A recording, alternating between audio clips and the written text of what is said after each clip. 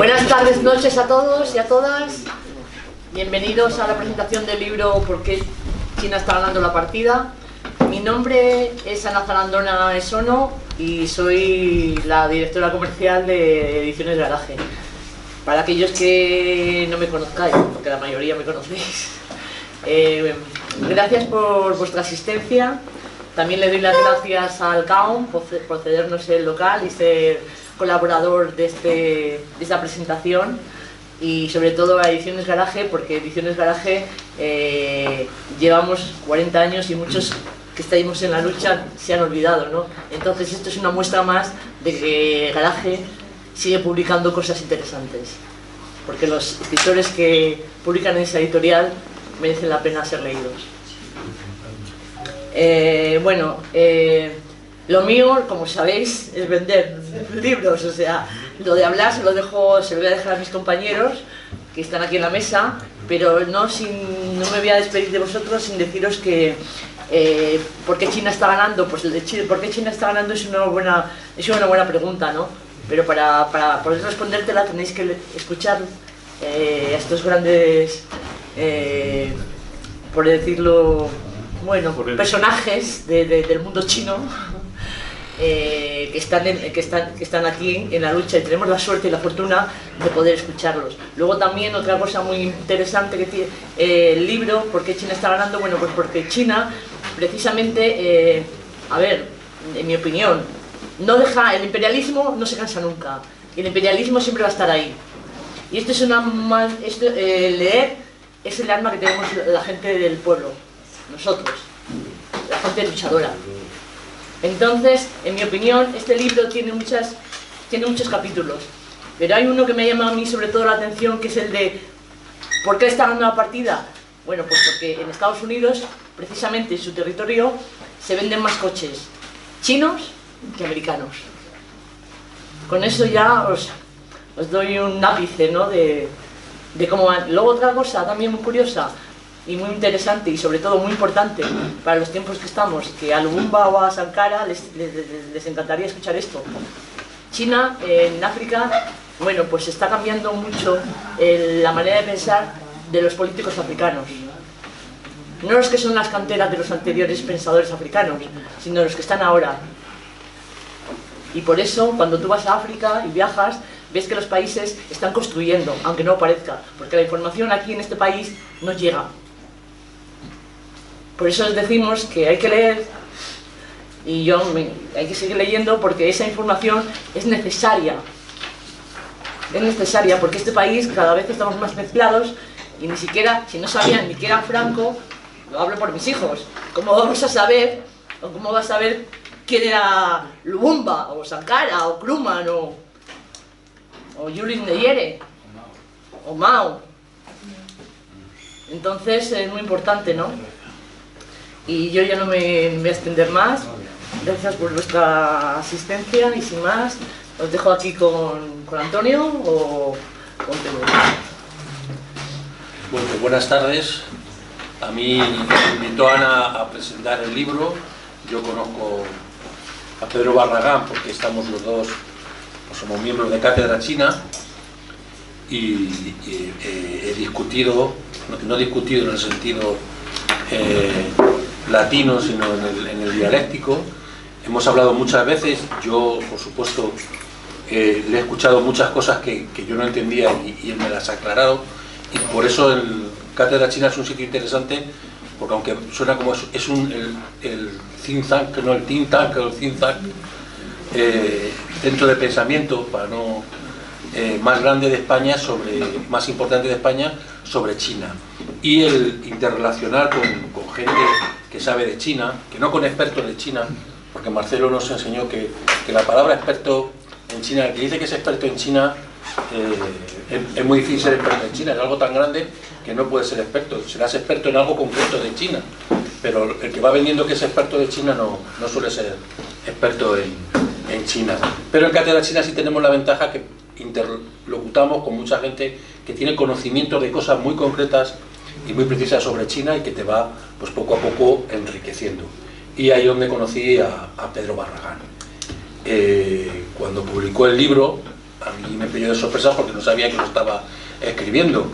También sé que la época que le ha tocado, ya le tocó la jubilación y eso da más tiempo para escribir, porque muchas veces nosotros perdemos mucho tiempo en discutir, en estudiar, pero claro, cuando me entero de que está escribiendo un libro y ya está terminado y encima se lo publicáis vosotros, digo, esto es la bomba, ¿no?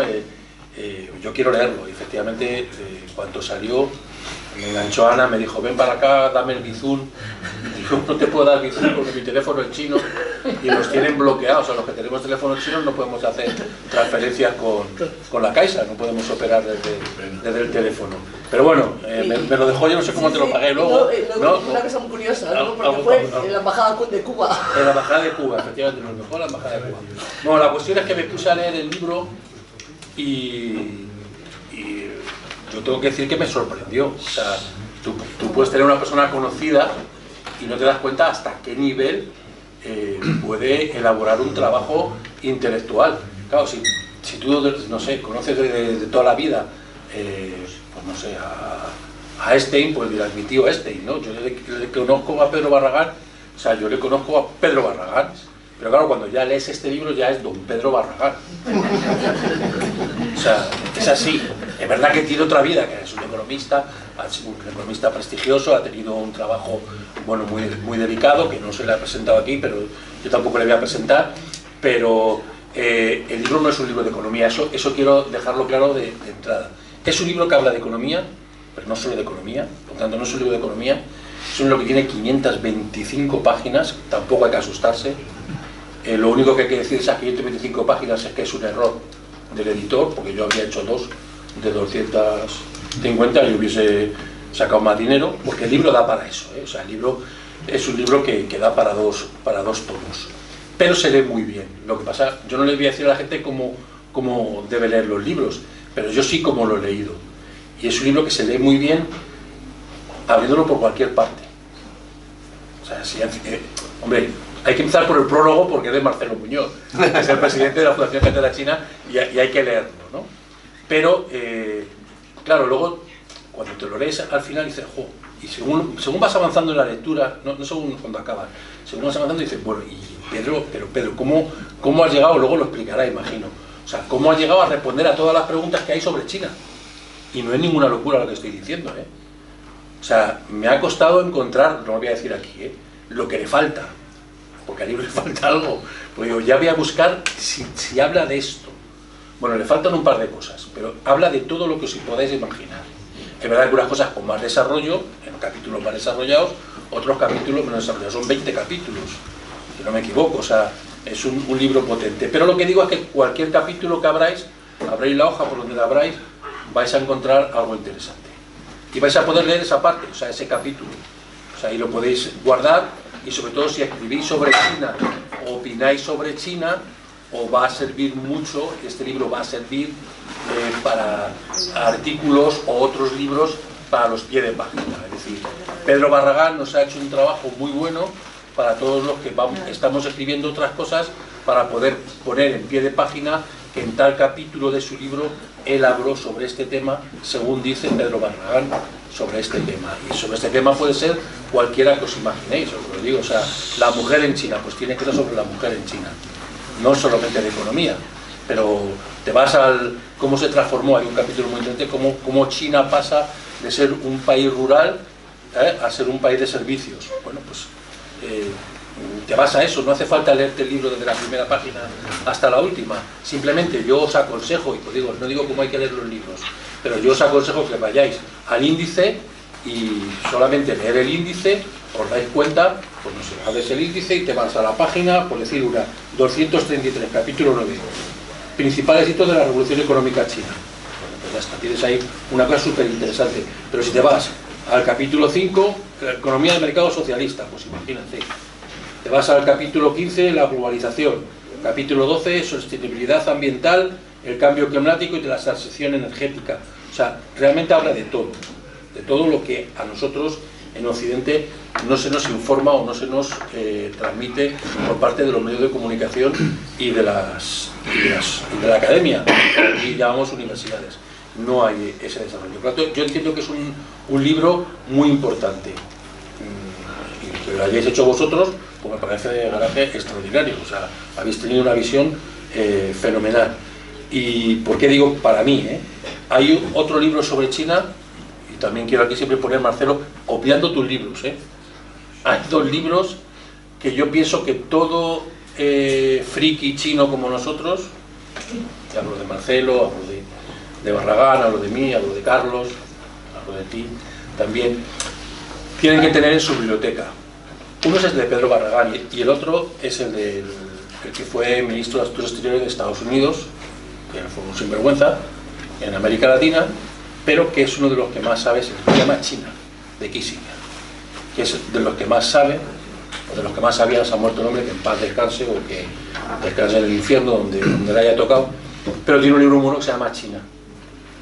Y estos dos libros yo creo que son imprescindibles en cualquier biblioteca para saber lo que es China y cómo ha evolucionado China. Yo no me quiero enrollar mucho más.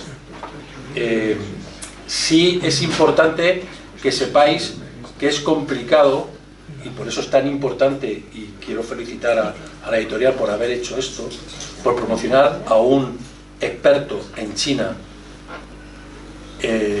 iberofónico, porque han estado los compañeros, vienen de Pekín ahora con el rey, y ha habido una jornada sobre iberofonía en la que ha participado Cátedra China. Es muy importante porque las traducciones que se hacen del chino pasan por el filtro del inglés, y cuando nos llegan a nosotros nos llegan, o sea, las obras completas de Mao Zedong, si las han traducido del inglés, es como el Manifiesto Comunista, un fantasma recorre Europa. ¿Pero qué es eso de un fantasma recorre Europa? Y empieza así el manifiesto, todo el mundo lo sabe. Pues no es un fantasma, es otra cosa, es un ente, un espíritu, bueno, pues ese tipo de traducciones, people, te pones a leer, porque claro, el gobierno de China trabaja para la gente, people, para las personas, no people, no, que es el pueblo, que lo primero en China no son las personas ni son la gente, en primer lugar está el pueblo, el concepto de pueblo. Por eso es tan importante leer cosas en castellano que no vengan de la traducción del inglés. Y yo creo que este libro, si fuese un libro inglés, sería un libro espectacular, porque, digo más, está basado, sobre todo, podéis ver cuando lo abráis, que está lleno de gráficos, y está lleno de información. Es economista, tiene información económica, pero todos los datos y todos, tanto los gráficos como la información, están sacados de instituciones internacionales. O sea, que no es un libro chino, o sea, no lo han hecho los chinos, no se ha hecho desde el pensamiento del socialismo con características chinas, sino que es un libro que lo ha hecho un español, que sí que tiene una afición y una voluntad por conocer el mundo chino, y que nos lo está transmitiendo desde los datos que dan las instituciones internacionales, el Fondo Monetario Internacional, la Organización Mundial del Trabajo. O sea, en eso está basado este libro. Por tanto, es un libro muy técnico. He dicho que no es un libro de economía, pero sí tiene, digamos, esa composición de profesor de economía que va dándote datos a través de una serie de gráficos que te explican por cómo ha evolucionado el salario mínimo en China desde el 78 hasta aquí, por ejemplo. Y te lo da con datos no de China, sino con datos, o sea, lo digo porque nadie pueda venir a decir esto es que, claro, como lo han hecho los chinos, pues habla bien de los chinos. No, esto habla de China, que curiosamente habla bien porque lo están haciendo bien. Yo tengo una pequeña crítica para terminar, ya quiero terminar porque me gusta más el debate que podamos tener. Yo tengo una pequeña crítica con el título. Es verdad que conozco el artículo en el que está basado este libro. El título está basado en un artículo de Pedro Barragán, un artículo buenísimo, ¿no? Y en el artículo pues puedo entender lo de China está ganando, pero no creo que los chinos tengan el concepto o quieran tener el concepto de ganar, de triunfar. Los chinos no están con esa mentalidad. O sea, la iniciativa de gobernanza global que ha anunciado Xi Jinping el día 3 de septiembre va en esa línea. No es una cuestión de ganar. O sea, la cuestión es de mejorar la vida. En caso de China siempre es del pueblo, porque en primer lugar siempre está el pueblo, pero a la vez de poder mejorar la vida del resto de la humanidad con un futuro compartido, que está hablando Xi Jinping. Por lo tanto, no es cuestión de ganar, es cuestión de hacer entender al mundo que hay otra forma de desarrollar la economía sin necesidad de explotar el medio ambiente ni de explotar al similar. Y eso China lo está poniendo sobre la mesa, y en este libro explica Pedro, cómo lo ha hecho China, por lo tanto es tan importante el libro. Y lo que sí pondría yo el ejemplo con esto de lo de ganar o no ganar, China está, podemos decir, en el tema económico pues sería dominando el mundo, porque hay, o sea, nosotros tenemos la costumbre de jugar al ajedrez en Occidente, y el ajedrez, el matar al rey es el triunfo. Pero en China juegan al bao, creo que se llama, que es un juego que son fichas blancas y negras, y el concepto no es eliminar al contrario, sino dominar el centro, o sea, tener el control de la partida. Y en ese sentido, China sí tiene ahora mismo el control de la economía, no solo ella, sino con todo el tejido, que también está en el libro, de los BRIC, de todas las organizaciones que ha creado en su entorno, tienen ese control sobre la economía, tanto en números, y aquí en algunos capítulos, ahora seguro que Pedro lo comenta, en algunos capítulos habla como los BRIC están por encima de los G7 bueno, pues no solamente en población, sino también en potencial económico. O sea que al final China lo que está haciendo es crear un nuevo tablero donde todos puedan jugar. Y sin olvidar, porque a los chinos no les gusta eso de soy una superpotencia, aunque los chavales adolescentes ya te miran a los ojos y no agachan la vista, pero no es tanto el concepto de ganar como el concepto de, pues eso, de vamos a cambiar este mundo. Somos un país en vía de desarrollo, que cuando te lo dicen, te quedas así y te ríes y dices, pero no en vía de desarrollo, bueno, vale, lo voy a creer. O sea, y ese es el concepto, soy un país en vía de desarrollo. Mi ejemplo es un ejemplo para los países en vía de desarrollo. No confundamos, nosotros no podemos hacer muchas cosas que hacen los chinos porque aquí estamos en el capitalismo. O sea, que China, además de ganar al fascismo en la Segunda Guerra Mundial, pues también hizo una guerra socialista revolucionaria y triunfó. O sea, esto no empieza en el 78, o sea, esto empieza mucho antes del 78. Por lo tanto, este libro recoge todo eso, recoge a Confucio, empieza hablando de Confucio, a lo mejor falta algún concepto más religioso del budismo también, porque también influye mucho el budismo en China, pero bueno, está muy bien como refleja esa realidad que ahora está muy de boga también entre los políticos y los ciudadanos chinos, de juntar, lo ellos le llaman las dos integraciones, o sea, el marxismo-leninismo y el confucianismo en una misma mentalidad que impulsa no solo la economía, sino también la cultura en China. Yo ya, para terminar, decir que si yo haber conocido el libro antes, lo hubiese hecho yo, Pedro, me parece maravilloso, te lo agradezco, y yo creo que todo el mundo que lo vaya a leer te lo va a agradecer. Bueno, muchas gracias, Antonio.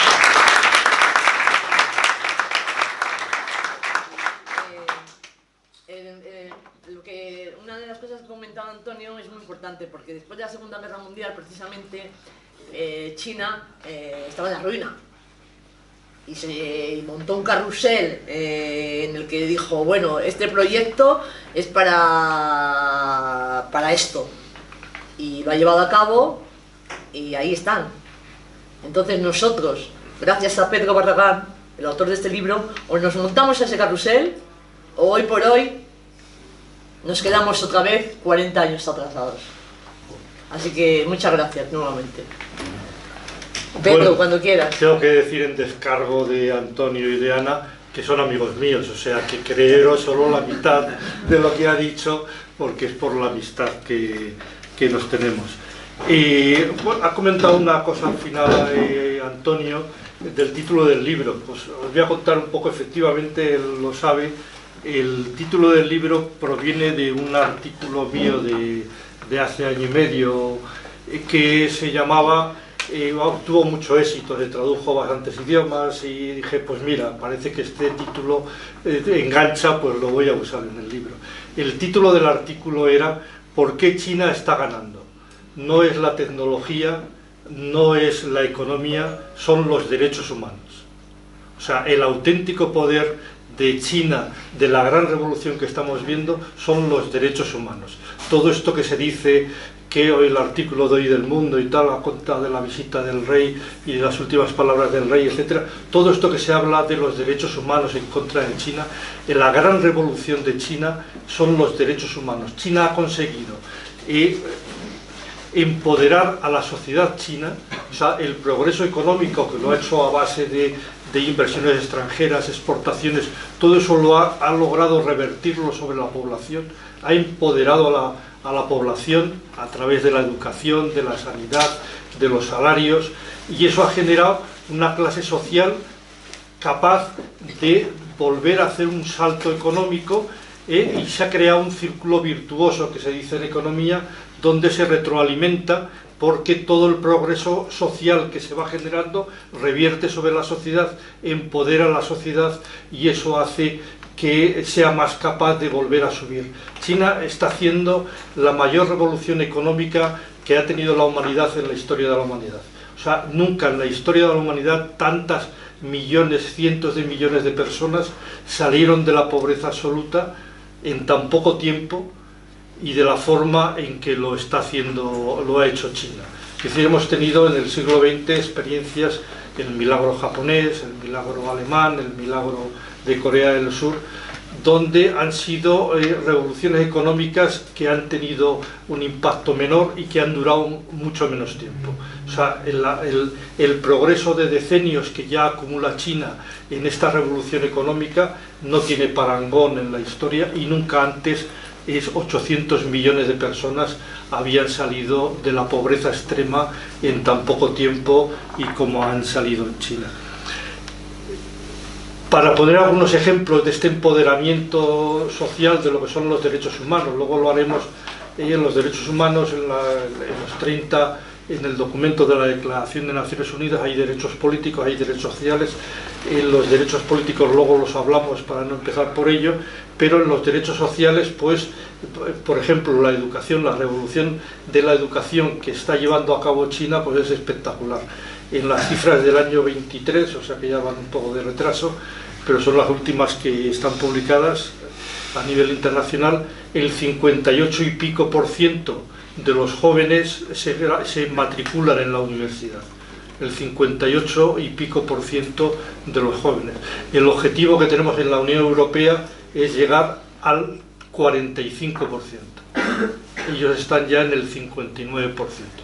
Es decir, esa extensión de la educación, además ese cambio radical que han hecho a la educación, convirtiéndola en una educación no memorística, sino de aprendizaje, de unir empresas y universidades en polígonos específicos donde se compagina el trabajo y el desarrollo de las empresas con el estudio, etcétera, es absolutamente... Bueno, de hecho, más del 50% de las patentes en el mundo son chinas. Y esto dicho no solo en términos generales, sino por cada una de las categorías en las que divide la Agencia Internacional de Patentes, en marcas, en aplicaciones industriales, en patentes puras, etcétera. O sea que hay una capacidad de la población, de empoderamiento, de capacidad educativa tremenda, una capacidad en los temas de sanidad. La sanidad china ha aventajado en todos los... Bueno, la esperanza de vida la podéis ver en el libro, pero la esperanza de vida es un recorrido que desde principios de siglo sube en vertical hacia arriba, y ya sobrepasó en el año 2020 la esperanza de vida de Estados Unidos. Estaba el año pasado en los 79 años, cruzó los 79 años. En España estamos más altos. España tenemos con Japón las esperanzas de vida más altas del mundo, pero España creo que estamos en el 84%. Pero esta progresión tan espectacular, o sea, muestra que todo esto que hablamos de la revolución china, de cómo eso se ha empoderado la sociedad con ella, no es una entelequia intelectual, sino que es algo que se muestra, pues eso, en la esperanza de vida, en todos los ratios sanitarios de la Organización Mundial de la Salud, de niños muertos al nacer, maternidad infantil, mortalidad materna, etcétera, etcétera, que ha aventajado a Occidente en los ratios que tiene. Pues eso es un poco, yo creo, la clave de la revolución que está haciendo China. O sea, China, pues bueno, todos sabemos que es el país más grande del mundo. Ellos, como bien decía Antonio, ellos no quieren presumir de su poderío, pero bueno, producen más del 50% del acero del mundo, más del 50% del cemento del mundo, tiene 47.000 kilómetros de alta velocidad y el resto del mundo tenemos en total 10.000, 47.000. España somos el segundo país después de China con más kilómetros de alta velocidad y tenemos 2.000 frente a los 47.000 de China. Estados Unidos no tiene ninguno. Bueno, quiero decir, son un montón de los coches, pues 1 de cada 3 coches se produce en China, en el mundo. Quiero decir, es una máquina gigantesca que está produciendo. Yo me gustaría aquí remarcar una idea sobre el socialismo, pero casi apuntaría otra idea antes. Además lo digo con mucho cuidado porque tenemos aquí a un experto auténtico en China y confucianismo, que es Marcelo Muñoz, y que para mí es un orgullo que haya hecho el prólogo del libro. Y yo creo que hay una cosa que hay que tener en cuenta cuando hablamos de China en Occidente, y es el diferente esquema mental, el diferente tipo de pensamiento, filosofía de la vida que tenemos en España o que tienen en China. Nuestra cultura, nuestra forma de pensar proviene de los griegos, de los romanos y del cristianismo. O sea, la forma de nuestros valores morales, éticos, etcétera, se han forjado en esa corriente de pensamiento filosófica, etcétera. Mientras que en China ese pensamiento no proviene de estas fuentes, sino que proviene de Confucio, y que ya se universaliza a partir del 300 antes de Jesucristo, y que es netamente diferente que nuestra forma de pensar en Occidente. Y yo marcaría 2 ideas que nos pueden ayudar a entender un poco la sociedad china. La primera es, hay que decir que el confucianismo no es una religión, es una forma de pensamiento, es una filosofía. Pero el cristianismo, nuestra forma de pensar cristiana, está centrada en el individuo. Es mi relación personal con Dios, es mi salvación personal, son mis obligaciones frente a mis pecados, o sea, el centro de todo el pensamiento que nos mueve en la cabeza ante la caridad, el pecado, la justicia o la revolución, siempre es una posición muy personal, muy desde el punto de vista de nuestra forma. Mientras que el confucianismo ha primado más el pensamiento colectivo que el pensamiento individual. Para una persona china normal, pues la familia está por encima del individuo, la sociedad está por encima del individuo, la historia está por encima de la generación, las generaciones se deben a la historia, y por eso esas cosas a largo plazo que planifican los chinos, porque tienen es la forma de pensar y confuciana. Eso lleva para poder hacer todo eso, pensando en la colectividad, al desarrollo de la meritocracia, el gobierno de los mejores que en China pues introdujo Confucio, y que bueno, hoy se dice que China es el país más meritocrático del mundo. Pero esto era un apunte que no quería profundizar, porque no se trata de hablar de filosofía, sino de dar unas pinceladas de lo que podéis encontrar en el libro, porque de todo lo que yo voy a hablar, todo son cosas que están en el libro, que podéis profundizar en ellas. Una de las cosas que quería decir antes de sacar este apunte es que estamos viviendo una etapa histórica especial, que se produce por primera vez. Y a partir del siglo XIX se generaliza en la humanidad el pensamiento socialista, el ideal de un mundo mejor, el socialismo como concepto de emancipación de la humanidad. Y finalmente eso va, a lo largo del siglo XX, se materializa en una serie de países en los que nosotros hemos vivido, por la edad además que tenemos buena parte de los que estamos, pues hemos conocido la experiencia soviética, de los países del este, etcétera, que no vamos a hacer un análisis de esa etapa histórica porque no es el objeto de la reunión, pero por la Guerra Fría, por las circunstancias que sean, tuvieron pues un cierto fracaso económico y un cierto fracaso social en cuanto a las libertades internas, etcétera, etcétera, etcétera. Y en el caso de China, El socialismo de China es radicalmente diferente. Por una parte es un socialismo de la abundancia. O sea, China es el país que produce todo para todo el mundo. O sea, que son los primeros que tienen todo. No hay escasez de nada en China. Quiero decir, hay abundancia porque es la fábrica del mundo. Y por otra parte es una sociedad libre, abierta de pensamiento.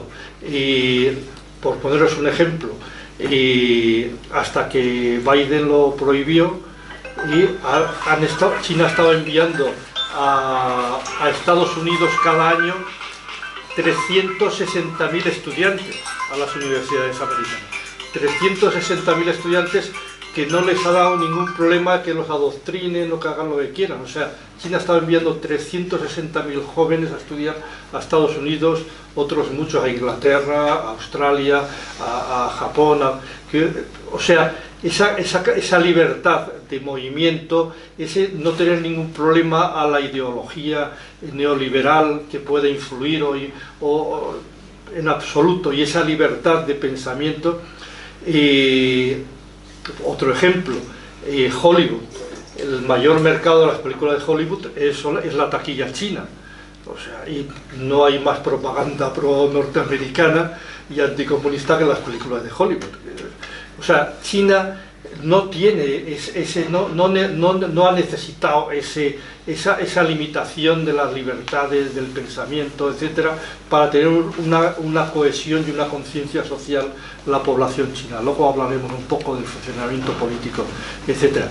Quiero decir yo que es un socialismo absolutamente diferente. Además, pensar que yo qué sé, si cogemos los 10 millones de personas que son los líderes en China de pensamiento, pues los políticos, empresarios, rectores de universidad, los 10 millones más influyentes, pues a lo mejor el 30 o el 40% de ellos se han graduado en Harvard o en una universidad americana. Estas personas no tienen ningún problema para leer New York Times, el Washington Post. Es decir, no hay una censura, esta idea que se nos pone a veces de que un país es comunista. ¿Qué censura? Si hoy día el mundo no tiene puertas, Internet es absolutamente algo abierto. O sea, quiero que entendáis esa idea del socialismo radicalmente diferente de la que tenemos nosotros en la cabeza de las experiencias que tuvimos en Europa el siglo pasado. Y yo creo que la otra parte importante es que estamos en la primera vez, es la primera vez en la historia que un país socialista demuestra que es económicamente más eficaz que el capitalismo para conseguir el progreso de la humanidad de su país. O sea, es la primera vez que un país socialista demuestra que es más eficaz, porque claro, es que esto ha acabado con la idea de el socialismo repartir la miseria. No, el socialismo no es repartir la miseria. El socialismo es resolver los problemas de la humanidad. Esa es la clave del socialismo, y eso es lo que China, esa es la bandera que China está izando. El socialismo es resolver los problemas de la humanidad, y eso es la primera vez que un país socialista lo consigue, que no se limita a repartir la miseria, que ya es importante en un país donde hay miseria, que la miseria no esté en unos pocos mientras otros viven en la abundancia, ya es un paso.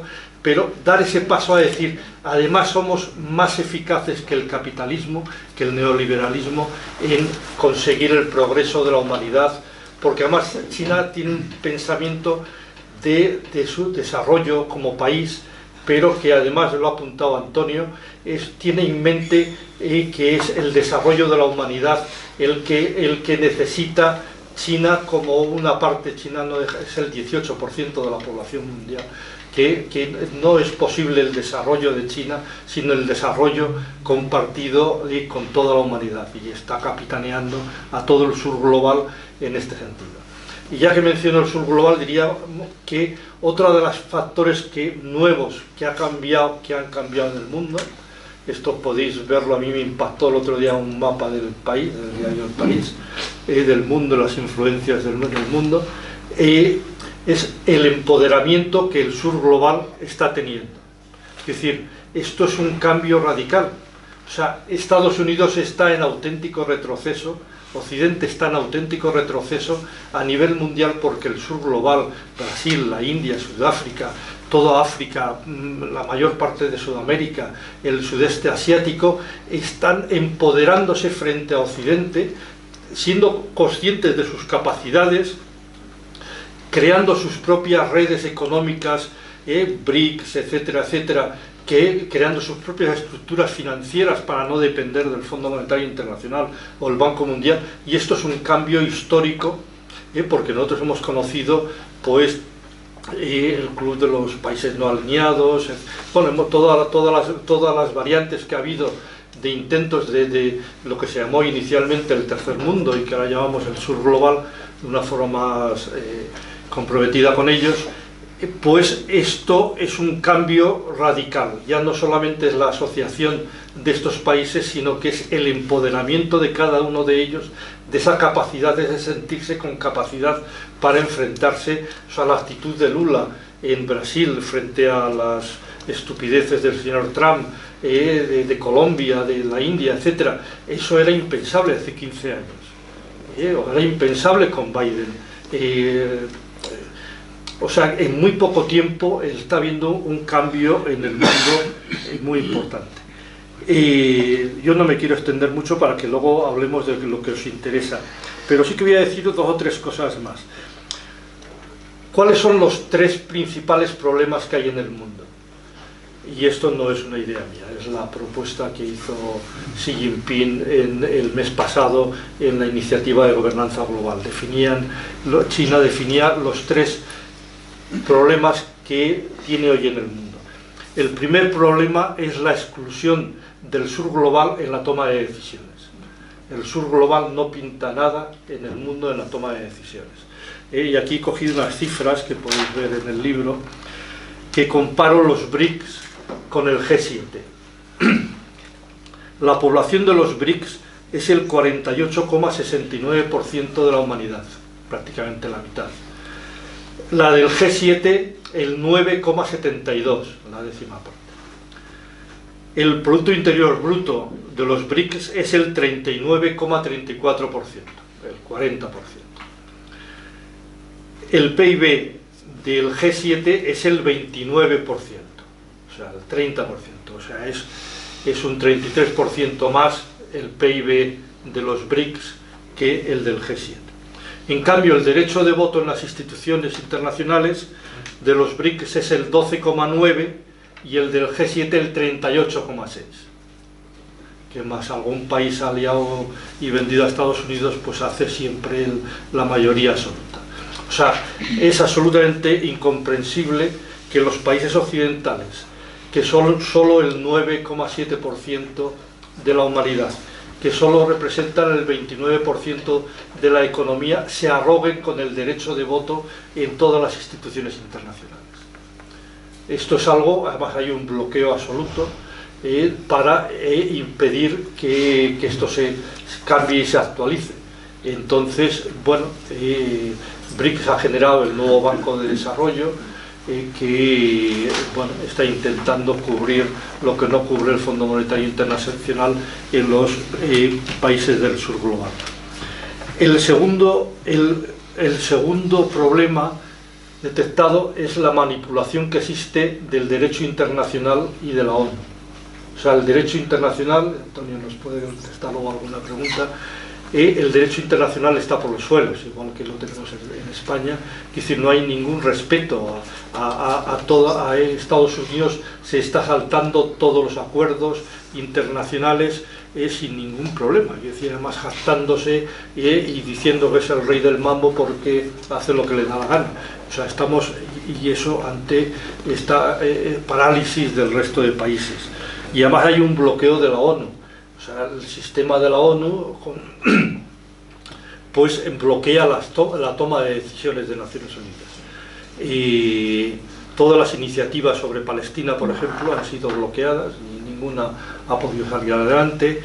En el Consejo de Seguridad no está representada África, no está representada Latinoamérica, no está representado el sudeste asiático, es decir, la mayor parte de la humanidad no está representada en el Consejo de Seguridad, que está en manos fundamentalmente occidentales y que bloquea las tomas de decisiones en Naciones Unidas.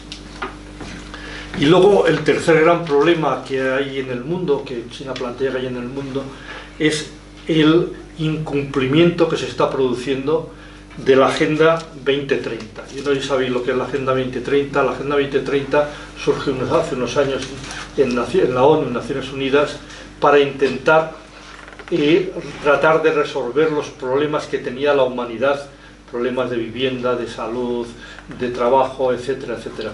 Y se marcaron toda una serie de objetivos a cumplir para el año 2030, que es lo que se ha llamado la Agenda 2030, objetivos a cubrir en la humanidad para ese año. La situación de la Agenda 2030 a 31 de diciembre pasado, que es el último dato que yo he visto de Naciones Unidas, dice que el 17% de los objetivos están avanzando, que el 35% de los objetivos están igual, no avanzan, y que el 48%, prácticamente la mitad, están retrocediendo.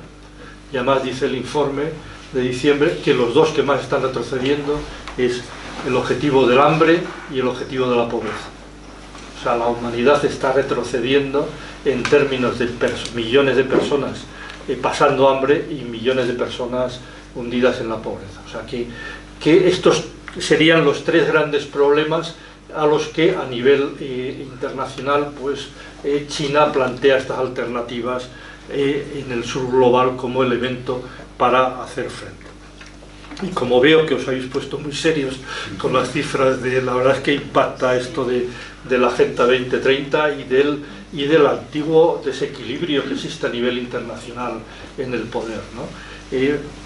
Yo creo que, yo soy optimista por naturaleza, y os lo decía al principio, esto está cambiando además a una velocidad tremenda de empoderamiento del sur global, de desarrollo económico de China, de capacidad de China, de la experiencia socialista china, para resolver mejor que el capitalismo los problemas de la humanidad. Y ya diría dos cosas y os doy la palabra. Una, el socialismo de mercado china. Una de las diferencias de la experiencia china con respecto a otras experiencias socialistas o las que tuvimos en el siglo pasado en Europa reside en el uso del mercado, en considerar que el mercado es parte no del capitalismo, sino que es parte de todos los sistemas económicos que ha tenido la humanidad, desde el capitalismo, del socialismo, del feudalismo, del esclavismo, etcétera, etcétera, etcétera. El mercado es algo consustancial con la economía, que antes con este compañero comentábamos ya el primer intento de Lenin en esta misma dirección, que no le dio tiempo a... El mercado como elemento dinamizador de la economía y que ha conseguido el desarrollo y que ha ayudado a este desarrollo económico.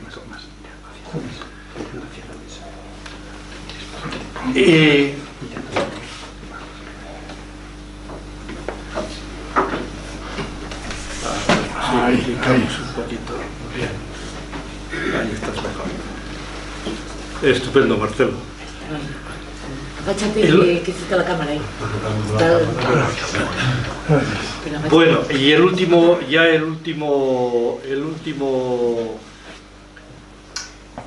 apunte que yo creo que es muy importante es cómo este empoderamiento social que hemos hablado se está afectando a la sociedad en China.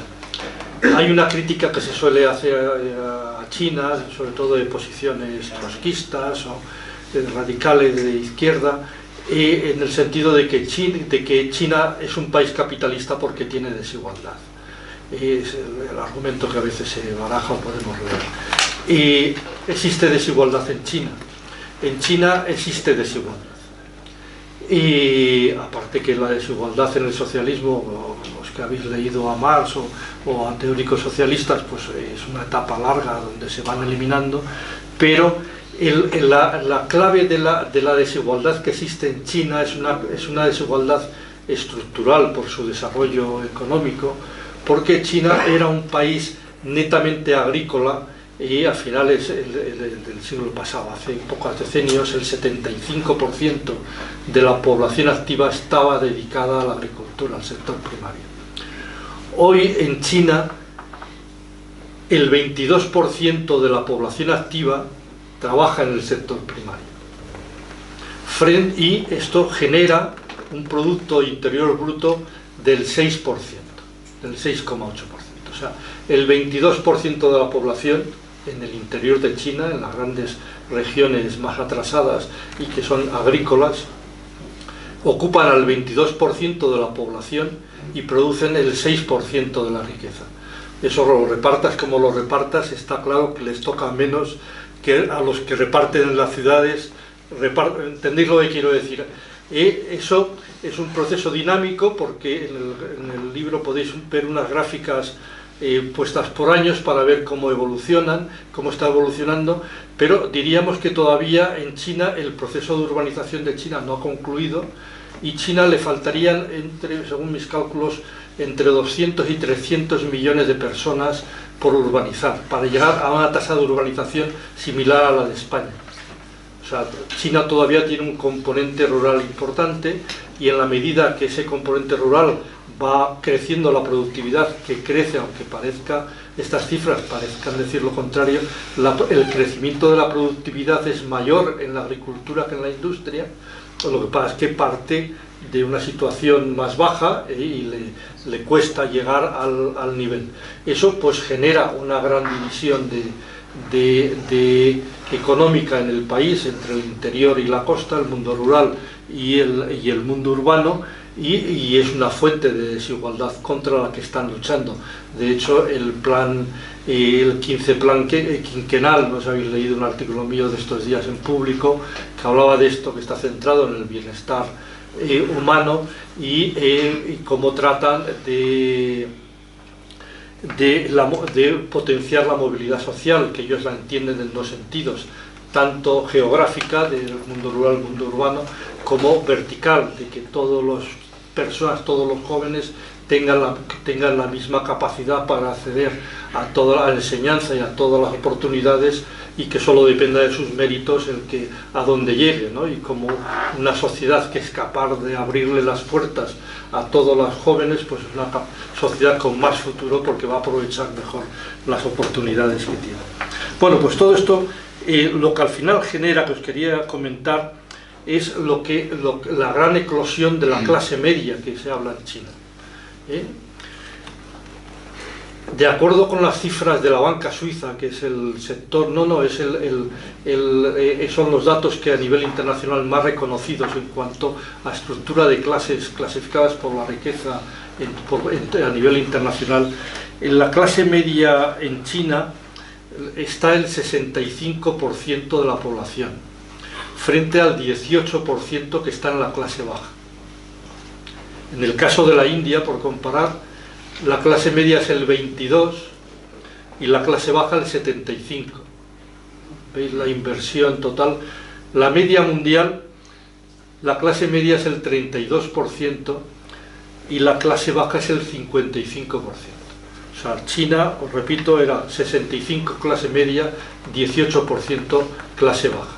O sea, hay una gráfica en el libro que he intentado explicarla, para mí es de las más difíciles de entender, pero que se ve la población del mundo en un rectángulo clasificada por barras del 10%, en la izquierda el 10% más pobre de la humanidad, el siguiente 10%, al final el 10% más rico.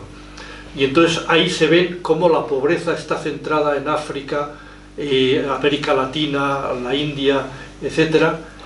La riqueza está en Occidente, que eso es evidente, y cómo China, la bolsa de China, está totalmente situada, pues como las cifras que os he dicho, pegada hacia la derecha y ocupando pues prácticamente en muchos de estas barras la mitad de la clase media mundial en esos niveles de clase media. O sea, está consiguiendo una sociedad razonablemente satisfecha, que es lo que ellos aspiran, y todo ello dentro, como bien ha explicado Antonio, pues de que China, hay que también decir que China todo esto que estamos hablando lo divide por 1.400 millones de personas y Estados Unidos lo divide por 300, o sea, es una diferencia. Pero es una sociedad en movimiento, que esto es muy importante, porque a veces con los países del sur global tenemos un sentido eurocéntrico, de cultural, de considerar que no son tan avanzados los africanos o los latinos en temas de mujer, en temas de LGTBI o cosas de estas, y claro, somos nosotros los culpables de que el tercer mundo, el sur global, no tenga el desarrollo cultural que tenemos nosotros, porque se lo hemos capado durante varios siglos y les llevamos. No podemos sentirnos ahora eurocéntricos y decir estas son inferiores a nosotros porque no tienen estos conceptos. Lo que hay que ver es el movimiento de las sociedades, cómo las sociedades del sur global están saliendo no solo de la economía, sino en todos los elementos de la cultura a una velocidad tremenda, ¿no? Pues leeros las últimas cifras que hay en la página de atrás de cómo era el mundo en el año 2000, que esto explica la guerra comercial de Estados Unidos, y en el año 2000 Estados Unidos era el 19,8% del PIB mundial y China era el 6,4%, el 20 y el 6. En el año 2024 Estados Unidos el 14,7%, ha bajado del 19,8 al 14,7%, y China está en el 19,1%. O sea, se ha invertido, claro, y China tiene tres graves defectos para Occidente. No son anglosajones, no son blancos y encima son comunistas. Quiero decir yo, esto unido al sorpaso económico, pues en la guerra comercial que estamos viviendo, pues está servida. Pues bien, vamos a preguntar. Muchas gracias, Pedro.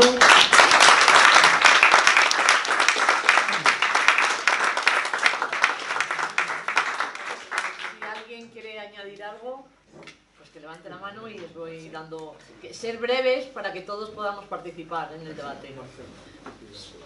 Bueno, me la ha pedido ahí, después Marcelo. Le dejo a Marcelo primero, por deferencia, sí.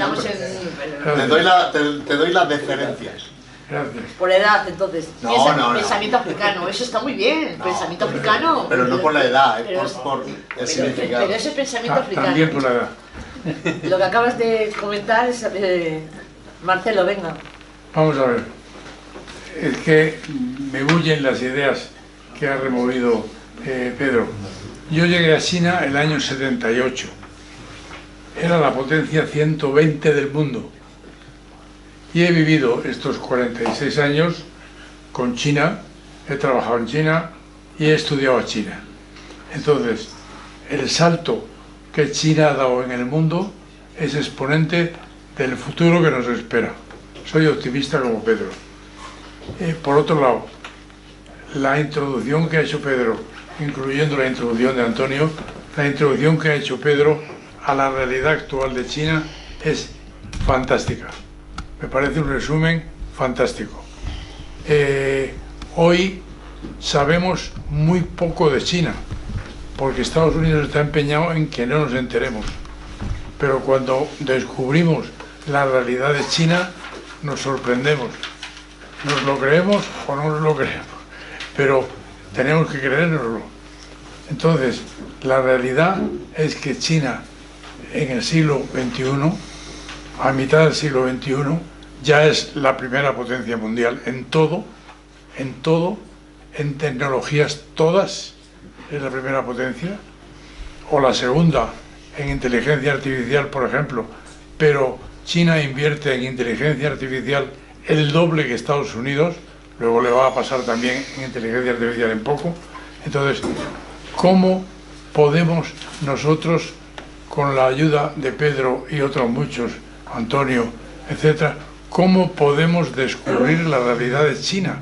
Porque es una realidad. Vamos a ver, los que hemos vivido en China, o algunos de los que hemos vivido en China, toda esta experiencia fantástica. Yo fui a China el último viaje, que era el 132, a China el año pasado, para recibir la medalla de embajador de amistad con China que me otorgó el presidente Xi Jinping. Entonces, el año pasado, mi viaje 132, mi comentario continuo fue, conociendo a China como conocía, qué envidia de país, qué envidia de país.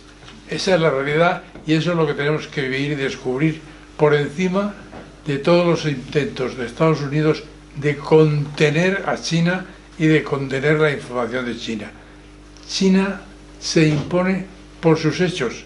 La gente vive feliz, la gente vive identificada con el gobierno. Es curioso. Hay una encuesta de la Universidad de Harvard sobre los países del mundo y la identificación de sus ciudadanos con el gobierno. El gobierno que tiene más aceptación de sus ciudadanos es el chino, con el 85%. Es una encuesta de Harvard, lo dicen los chinos. Entonces, atentos, porque China nos va a solucionar, nos está solucionando en parte los grandes problemas de este mundo. Los que tenéis hijos y nietos, alegraos. El mundo que viene, gracias a China, va a ser mucho mejor y además muy rápidamente. Nada más. Muchas gracias. Después de escuchar a Marcelo me alegro un montón y he hecho fenomenal. De las mejores cosas que he hecho en mi vida es dejar que él intervenga primero. Bueno, simplemente iba a hacer una reflexión muy corta. Como antiguo militante marxista-leninista, pensamiento Mao Zedong, que ahora se dice Mao Zedong, por el cambio que hubo hace ya algunas décadas, ¿no? El lenguaje chino cambió, no sé, me suele explicar muy bien. Antes decíamos Mao Zedong, ¿no? Entonces, siempre hemos tenido a China como el referente. Siempre hemos creído en la Revolución Popular China como la vanguardia de las revoluciones del mundo, aunque es verdad que tenemos, bueno, por circunstancias, siempre con errores y tal. Pero yo, de hecho, en esos años que dice Marcelo, que se fue en el 78, 79, 80, nosotros recibíamos en casa el Pekín Informa y el China Reconstruye, que eran dos revistas que recibíamos en casa, que aquí la compi se organizó para mandarlo. Después ya dejamos de tener eso, empezamos con nuestra vida, los hijos, no sé qué, bueno, y nos distanciamos un poco, pero nos distanciamos no ideológicamente, sino por falta de conocimiento y por falta de información y por toda la intoxicación que hemos recibido, que hemos tenido una barrera para decir, mira, a mí no me cuenten rollos, pero sin tener argumentos, sin tener conocimiento para... Y este libro es la pera, ¿no? Me imagino que va a ser la pera cuando lo leamos. Entonces, yo simplemente me callo, no me enrollo, para hacer una pregunta. ¿Tú estarías de acuerdo, Pedro, en el sentimiento que tenemos los viejos militantes marxistas-leninistas, pensamiento Mao Zedong, que no hemos abandonado y que seguimos en la militancia, aunque con mucha falta de formación y mucha falta de datos, etcétera, pero nunca hemos abandonado ni a Mao, ni a China, ni al marxismo-leninismo, y seguimos firmes en esa ideología? Nos pensábamos que el proceso de revolución y de la etapa socialista, tú has mencionado algo cuando has intervenido casi al final, de que la etapa socialista es la etapa previa para la sociedad final que se busca, que es una sociedad que los comunistas hemos definido como comunistas. ¿Vale? La sociedad comunista, la sociedad sin clases, donde el poder está ya en manos del pueblo, realmente. Pero claro, hace falta una etapa de maduración. Y si hay algún pueblo que está más maduro que todos los pueblos del mundo, desde luego es el pueblo chino. Eso ya nos lo han demostrado. Entonces la pregunta concreta es, si tú estás de acuerdo, es un poco filosófica, medio tal, en esa visión de que nosotros pensamos, yo sigo pensando que China va hacia el comunismo, yo lo quiero llamar así, que otras y otros le llamen de otra manera, me da igual, pero está viviendo una larga etapa con sus más y sus menos y con sus crisis y con sus problemas que hubo en las décadas anteriores, pero una larga etapa de socialismo, tal cual. A mí me gusta poner etiquetas, no soy capaz de hablar de estas cuestiones sin poner etiquetas. Y la etiqueta es socialismo, que es el poder del pueblo, pero en una etapa que hay todavía lucha de clases. Todavía no ha triunfado de verdad la clase obrera, todavía hay burguesía en China. Pero ese cuentito de que China no es comunista y tal y cual, bueno, yo me río de eso, ¿no? ¿Tú estás de acuerdo con esa lectura global y que está un poco que conecta con lo que pensábamos los marxistas-leninistas, pensamiento Mao Zedong de los años 60 y 70? Mira, Pedro, hazme una cosa, recoge las preguntas Sí, y yo luego voy contestas a apuntando y todo, luego ¿vale? contesto. Va a dar usted, y luego a Menedo, y después Epe, y después usted. Y después No ella. llamo de la cuenta. Cada 3 preguntas contesto. Sí, sí, vale. Yo soy español retornado, yo nací en las Canarias y de 6 años, porque aquí se comía hierba, me acuerdo, nos fuimos, menos las cabras, nos fuimos a Cuba. Yo conozco muy bien cómo fue el proceso de la revolución cubana y del socialismo, hice estudios de profesionalidad tanto en Cuba como en la Unión Soviética y voy a aclarar algo muy importante. La República Popular China es un ejemplo mundial del desarrollo contra el capitalismo neoliberal, que no es ejemplo en el mundo donde millones de personas están en la droga, en las calles y no hay oportunidad. La República Popular China, gracias, y no se ha mencionado aquí aún, a Deng Xiaoping hizo el cambio real de que se necesitaba en China, que ahora mismo se ven los resultados tanto en la parte científico-técnica como en el desarrollo cultural. Porque es importante el I+D, más desarrollo de China, más la integración total de la sociedad. Por ejemplo, en China el 90% de las personas que tienen vivienda son propietarios. Eso es importante, porque la revolución socialista es para el pueblo. Estados Unidos, hay que leer la historia, en el año 1929 hubo un crack que quedó en la ruina. Lo salvó la Segunda Guerra Mundial. A raíz de la Guerra Mundial, de la Segunda Guerra Mundial, atesoraban el 60% del Producto Interno Bruto mundial. La Unión Soviética perdió el 30% de su economía. Y me acuerdo que en la Unión Soviética se formaron muchos estudiantes chinos, porque yo también me formé allí, inclusive en Zaporozhye, en energía nuclear y todas estas cuestiones de la energía. Fue el avance grande que tuvo China inicialmente fue gracias a la Unión Soviética, que fue traicionada. Porque el socialismo y el marxismo tienen que imperar en el mundo. Las soluciones burguesas de tantos partidos como hay aquí, que no tienen en cuenta a los pueblos, eso no es solución para un pueblo. Por eso es que, además, conocí Yugoslavia, conocí muy bien Yugoslavia, y me acuerdo el mariscal Tito, una foto ahí a color y una foto aquí a color. El tema, hay quien dice, mira que más se vive en Cuba, qué sé yo. Si ustedes ven las agresiones del demonio imperio norteamericano contra Cuba, se caen al suelo. ¿Saben? Se caen al suelo. Entonces lo importante es que estamos en un cambio mundial importante, en una inflexión. El demonio imperialismo yanqui se hunde por minutos. Un momento, déjame terminar. Se hunde por minutos. Y China es un ejemplo mundial en el confucianismo y un marxismo-leninismo del cambio en el mundo social y económico de China y del mundo a través de la ruta de la seda, con oportunidades en el mundo. Ese es el concepto. Y mucho cuidado con los medios de información, como los libros que hay por ahí, la historia negra del comunismo y todo eso, que todo eso es mentira, todo eso es falso. Hay que tener conciencia de leer la historia para ubicarse quién es la humanidad. Pero te tengo que cortar porque es que somos muchos luego, ¿vale? Pero está muy bien tu aportación. Amenedo, ¿querías añadir a decir algo? Bueno, yo últimamente, hace poco tiempo empecé a profundizar en China. Yo desde muy joven me sentí marxista-leninista, nunca he sido maoísta, nunca. Pero entendí mejor la propuesta china que la soviética de siempre. Y entonces creo que aquí hay que analizar mucho, lo digo más a ustedes que son estudiosos, el tema histórico, de por qué China ha avanzado la ruta por la que va y la Unión Soviética se quedó estancada en el otro lado. Yo creo, mi visión personal es que hay dos personajes clave, que es que uno fue Stalin, que el partido no supo superar el stalinismo. China tuvo a Mao, pero China, después de la muerte de Mao, hicieron una limpieza total y un avanzar adelante, como fue aquel juicio a la banda de los 4 que se habían hecho con el poder. Para entender a China, pues yo hablo con muchos chinos, porque hay muchos chinos en España, un tercio de mis vecinos son chinos, ¿no? Me dicen una cosa que es la siguiente, que no pensemos en China, porque no hay una China, hay muchas Chinas.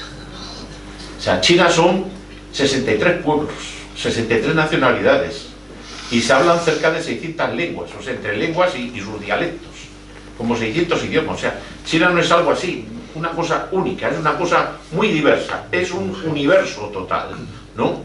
Y yo, el último contacto que he tenido con China fue hace 6 meses que estuve en África, en Guinea-Bissau. Me sorprendió ver la cantidad de chinos que había allí, un país que está destrozado, que hay que hacerlo de nuevo, después de una guerra dura que tuvo, del saqueo colonial que está padeciendo, ¿no? Y me di cuenta de una cosa, hablando con los guineenses de allí, del partido de Cabral, ¿no? Es que China está entrando, pero está entrando con un espíritu de poniendo primero las necesidades de África, antes que su beneficio económico. O sea, es hacer negocio con las necesidades de África, para solucionar los problemas de África. Mientras que el neocolonialismo francés fue seguir con el saqueo colonial, ¿no? De cambiar una bandera, cambiar un himno, pero las materias primas siguen en manos de la economía imperialista a través de Francia. Y China está tirando todo eso abajo en África. Y no de ahora. Ya en el año 75 China hizo un ferrocarril entre Lusaka y Dar es Salaam para ir dando hacia el Índico en los productos, en las materias primas que se producen en el sur de África. Y no solo en África, también en América Latina. Hace 13 años estuve en 4 países de América Latina y me sorprendió pues, ver en Argentina, en Paraguay, en el mismo Brasil, la cantidad de negocios chinos que estaban entrando allí. Pero cantidad, tanto o más que aquí, ¿no? Y yo decía, el patio trasero de Washington y cómo está entrando China, despacito, en silencio, ¿no? Entonces, yo estoy de acuerdo con eso, que China es la esperanza del mundo, ¿no? Yo creo que China supo interpretar la filosofía marxista, cosa que no se supo hacer en Moscú, ¿no? Y además, el mismo Che Guevara lo decía, no se puede construir el socialismo con métodos capitalistas. Ese fue el error que se cometió en Moscú y que no se ha cometido en Pekín. Otra frase también del Che, que los que me conocéis, y ya termino, sabéis que soy guevarista a muerte y investigo bastante la vida y la ideología del Che. Es una anécdota muy buena, porque dicen que él era maoísta, en absoluto lo fue nunca. Lo que pasa es que él era miembro del gobierno cubano y a la hora de negociar se entendió mejor con los chinos que con los soviéticos. Y una vez que firmó un acuerdo con China, él quería poner desinteresado. Y los chinos se negaron, dijeron, no, esto no es desinteresado.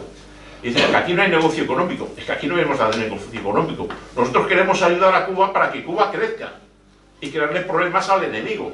Por tanto, eso es un negocio interesado, ¿no? Eso resume mucho lo que ha sido la filosofía china. Y con esto termino. Muchas gracias. Sí. Yo veo el canal chino, que hay CGT, Sí. entonces allí te quedas alucinado de las cosas que salen, ¿no? La propaganda, algunas cosas yo creo que son verdad, porque es que no puedes engañar a los ojos. Ellos dicen, siempre sale Xi Jinping, y dicen, hemos pasado desde desarrollo cuantitativo al cualitativo, estamos en esa fase. Y era preguntaros por eso y también por 2 cosas más que ha comentado el compañero, la propiedad de las casas, si es realmente el 90% de los chinos, y allí cuando hay incendios aquí no hay incendios, que es lo que hacen los chinos para no tener incendios. Voy a intentar no caer en reflexiones, pero me pillan acabando de leer un libro. A ver, por favor, vamos a escuchar a los compañeros. Un libro que tiene casi 20 años, que me cayó hace unos meses, de Eugenio Pregolat, que me ha abierto un mundo, creo que, insisto, hace 20 años, hablando de China, embajador en China 2 veces, en fin. La tesis de este libro, yo creo que la ha respondido, lo voy a preguntar, si es posible realmente, creo que es un libro escrito con cariño hacia China, sin prejuicios, con muchos datos. Es alucinante lo que está escrito hace casi 20 años, con lo cual realmente estoy loco por leer tu libro, porque no hay otras fuentes. Existe la posibilidad de que haya un desarrollo económico, yo creo que ya lo he desmentido estos años, sin pasar por la por las orcas caudinas del liberalismo político?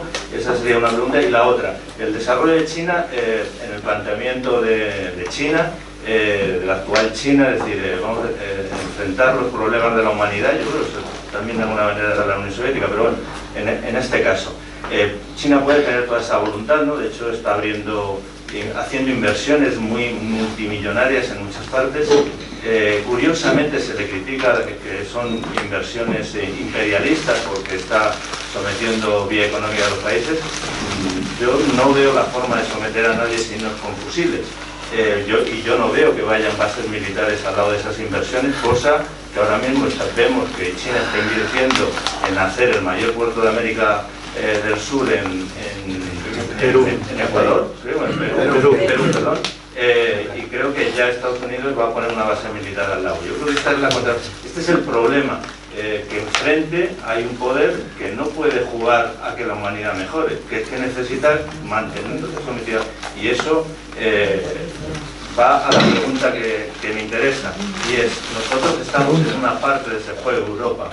Yo he llegado a este libro probablemente porque he empezado a ver marcas de coches chinas y me ha sorprendido decir, coño, esto ya no son los bazares chinos, ya es más, hay que ponerles aranceles porque no podemos con ellos. Esa es la prueba del 9 de esta historia comercial, de la relación comercial y de la capacidad de producción de ese país. Entonces, España, en este libro cuenta este hombre que tiene una relación bastante privilegiada a raíz de los sucesos de Tiananmen con China. Yo tengo la sensación de que está habiendo un tira y afloja que no sale en los medios en torno a cortar, a presionar al gobierno para que no haya inversiones chinas, para cortar las relaciones actuales y las negociaciones que hay ahora mismo. Quiero saber si hay algo de eso, si sabéis algo de eso. Compañera, sí. Bueno, yo me gustaría hacer primero algún comentario muy escueto. Más alto, pues se oye. Me gustaría hacer algún comentario muy escueto. Y es que creo que efectivamente comparar el desarrollo chino con el desarrollo del soviético y con el desarrollo urbano es muy difícil porque esos socialismos han estado bloqueados, aislados, reprimidos desde el principio. Entonces, China no le ha pasado eso en ese sentido. Pasó, sí, una Segunda Guerra Mundial muy dolorosa, como la pasó la Unión Soviética, pero luego, al caído Mao, hizo un acuerdo con Estados Unidos que le permitió el desarrollo y que aprovecharon muy bien. Pero el resto no les ocurrió eso, y no es más el ejemplo que Cuba. Luego, por otro lado, me preocupa mucho el tema cultural.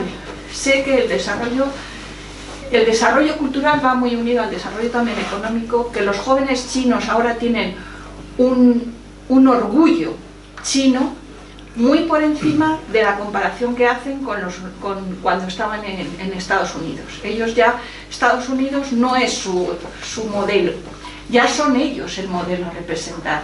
Y en ese sentido van evolucionando muy bien, pero también va evolucionando muy bien el gobierno cuando empieza, creo que he leído así porque no hay mucha información, ¿no? Un apoyo grande en lo que es la industria cultural china, propiamente china. En el cine, que no hemos podido ver películas que tienen ahí un parangón enorme, similar al Pecio Rambo o cosas por el estilo, de desarrollo cultural engrandeciendo sus capacidades, ¿no? Y que en gran medida fue lo que perdió a la Unión Soviética y los países del este, puesto que con un compañero que hizo un trabajo últimamente sobre la caída de la Unión Soviética y todo el plan del este, decía que estaba económicamente, cuando cayó, mejor que está ahora Europa. Luego, no había unas reacciones objetivas económicas, lo mismo está equivocado, pero eso es lo que mantiene en su libro. No había unas razones económicas tan graves como para que cayera. Y más que nada fue una traición interna y una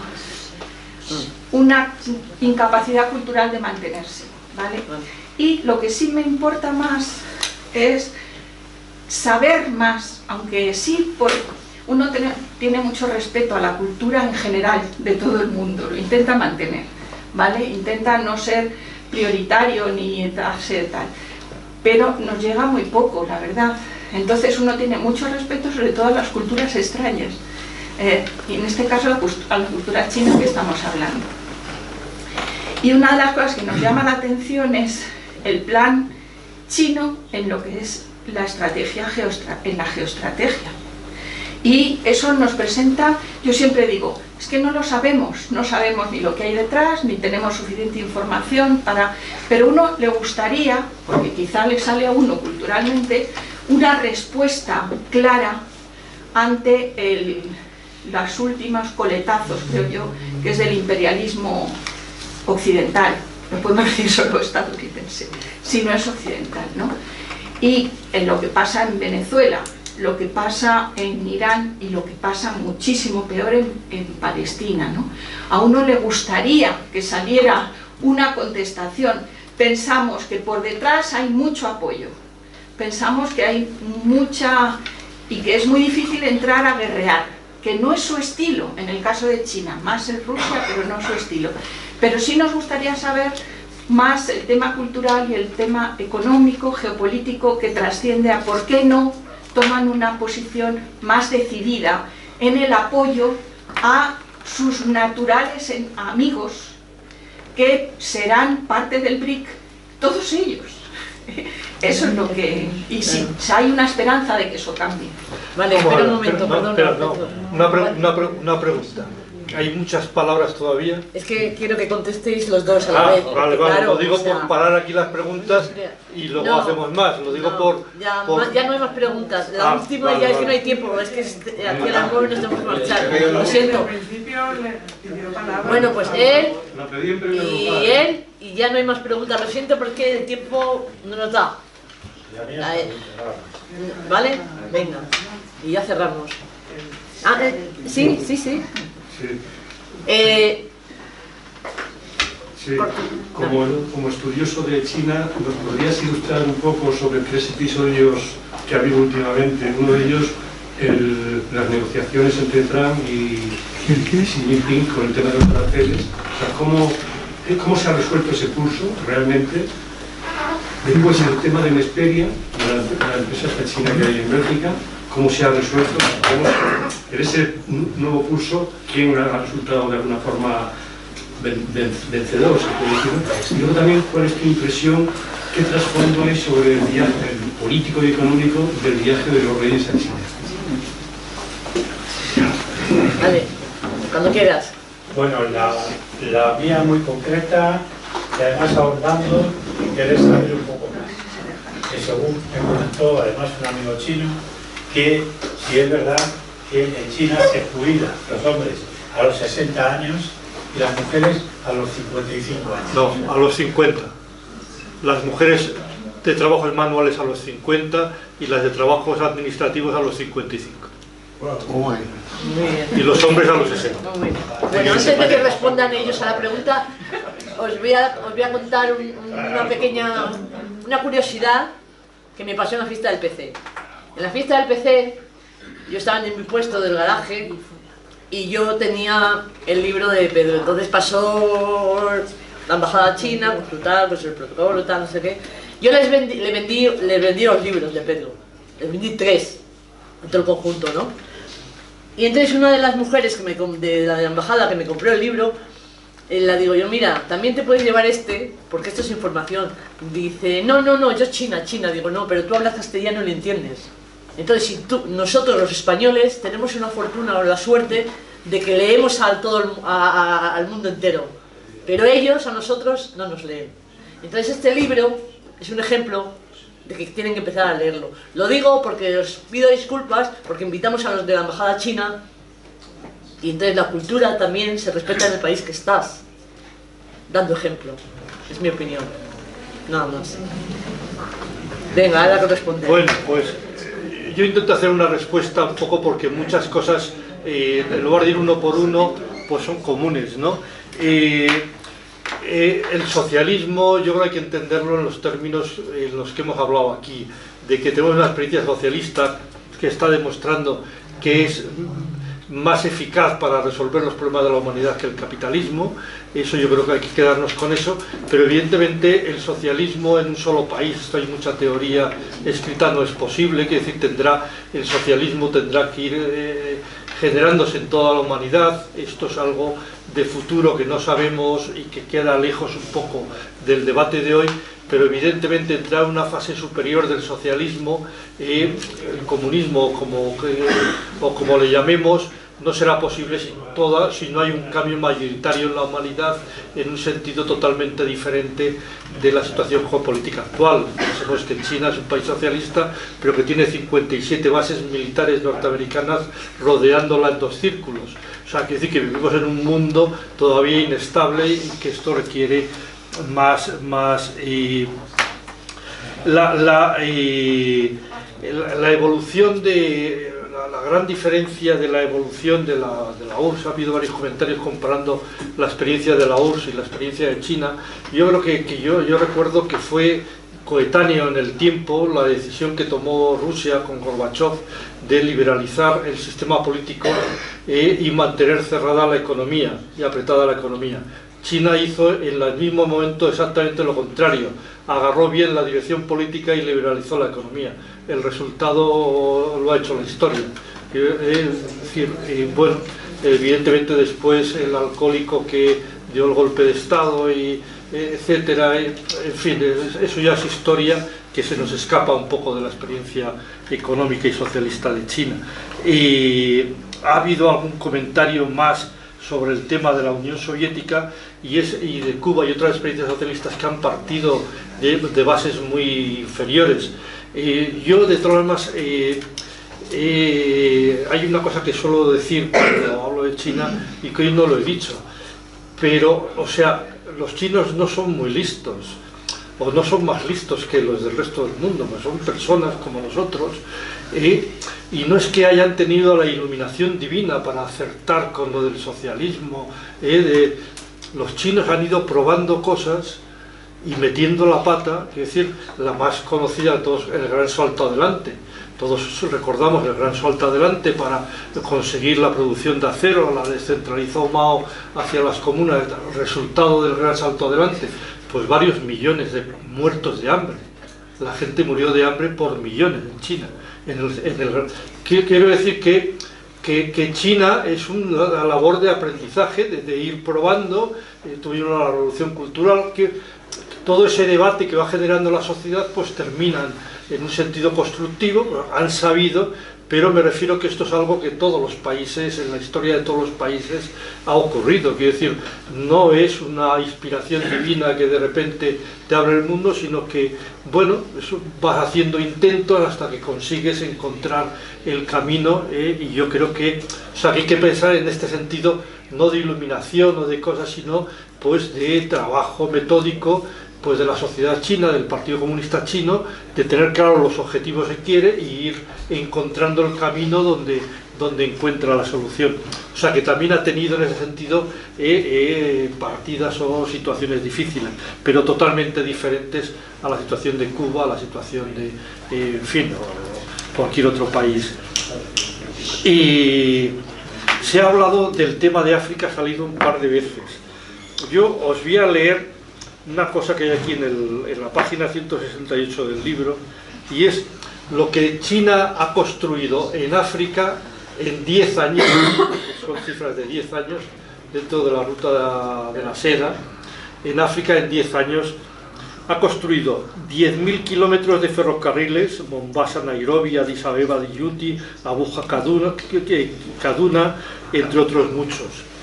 100.000 kilómetros de autopistas y carreteras en Kenia, Congo, Argelia y otros países. Alrededor de 100 puertos en Nigeria, Camerún, Costa de Marfil y otros países. Más de 66.000 kilómetros de líneas de alta tensión. O sea, más de 66.000, o sea, ha electrificado África. O sea, 66.000 kilómetros de alta tensión, más 150.000 kilómetros de redes troncales de las líneas. Aeropuertos. Marcelo cuenta siempre la frase del embajador americano al llegar a un país en África. El presidente le dice, pues usted ha aterrizado en un aeropuerto construido por los chinos, la autopista por la que ha venido la han construido los chinos, en fin.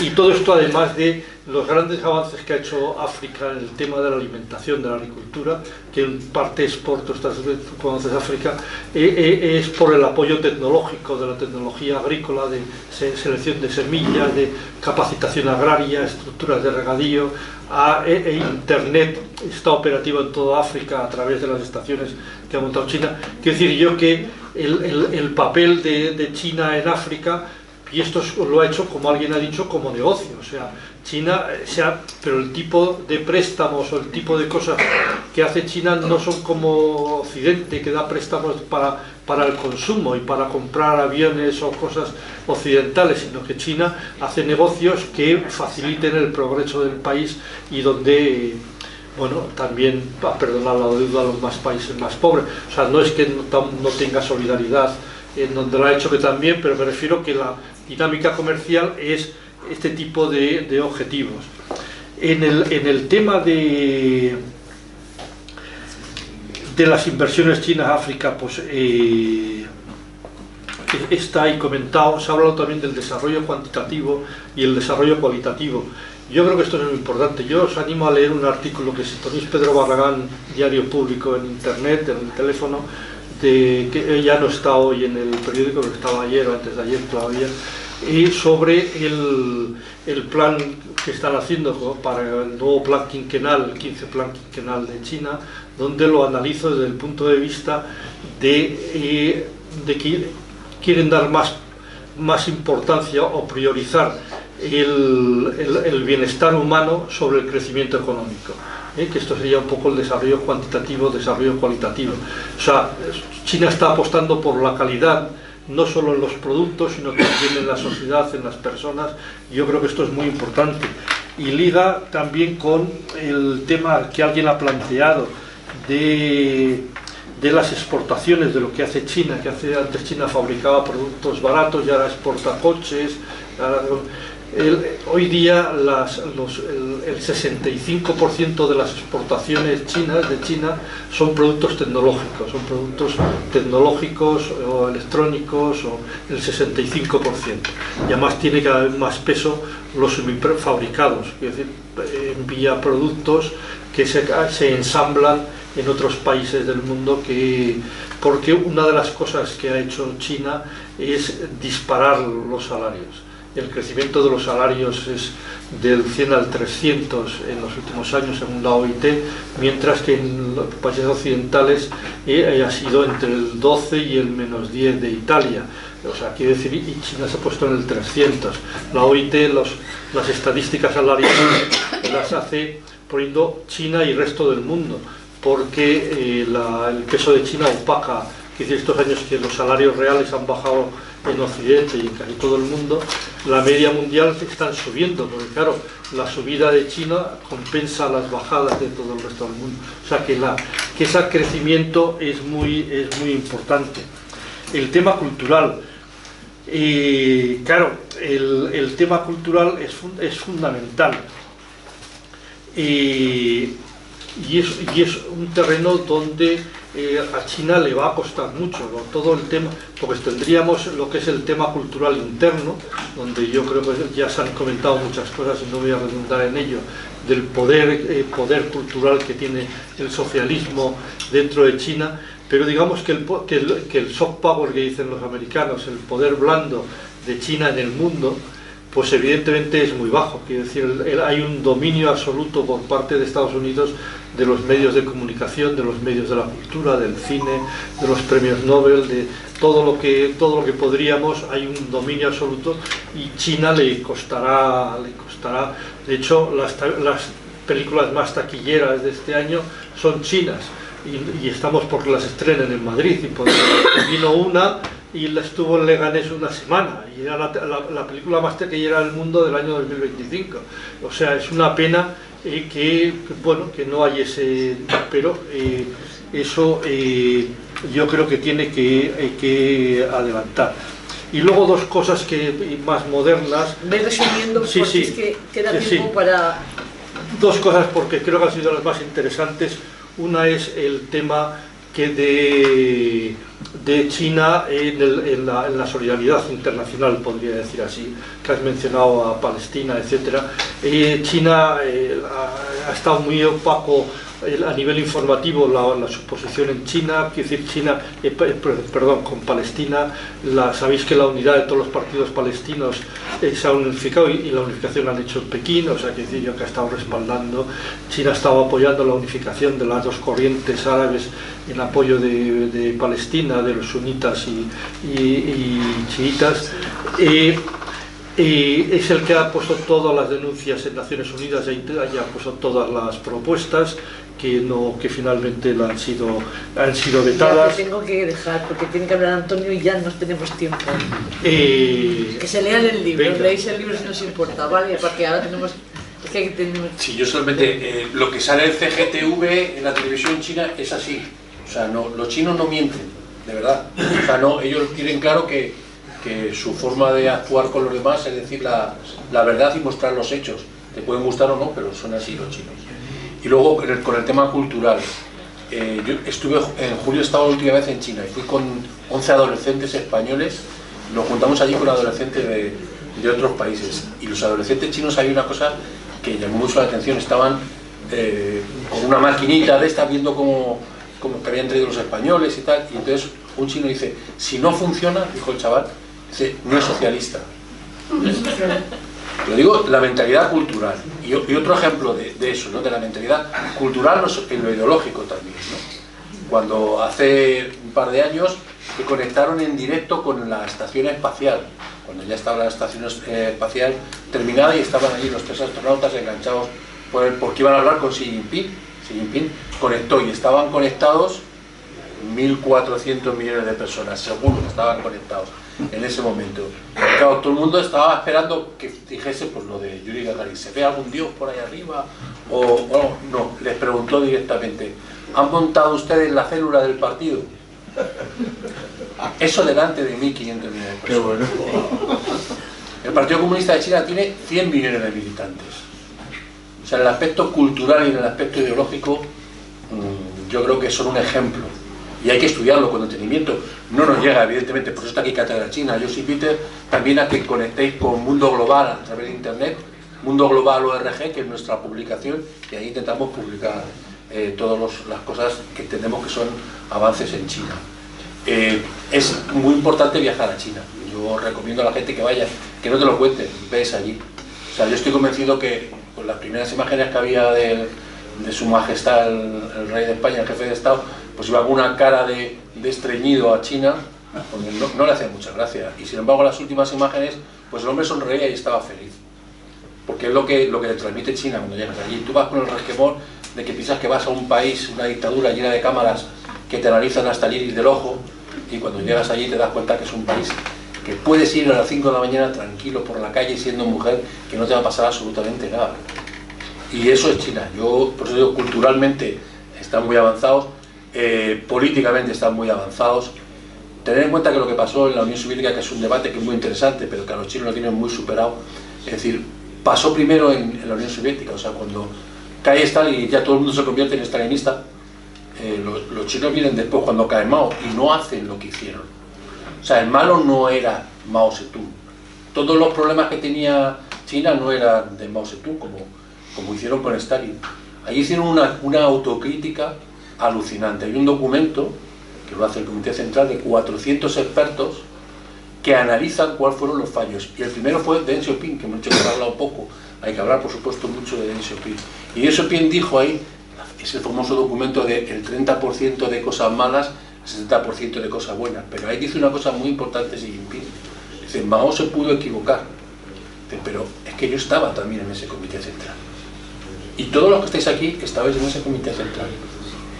Y bueno, ese tipo de hacer que lo haces después de los otros. O sea, esa autocrítica también les ha servido. O sea, nacer con esa fuerza de que la autocrítica no es destructiva, es una autocrítica constructiva, pues aparece el 78 con la apertura y reforma y es un impulso total ideológico, sin renunciar. Y podéis escuchar a Xi Jinping en sus discursos cuando habla del pensamiento original. Es el pensamiento original, no le deis más vueltas, no es el de Adán y Eva, es el pensamiento original. y Xi Jinping habla continuamente en su discurso del pensamiento regional. Solamente quería en esa intervención y eso, invitaros a que entréis en el Mundo Global de Cátedra China, que es nuestro órgano de expresión, y por supuesto que cuando tengáis la oportunidad, los que no hayáis ido a China, ir a China.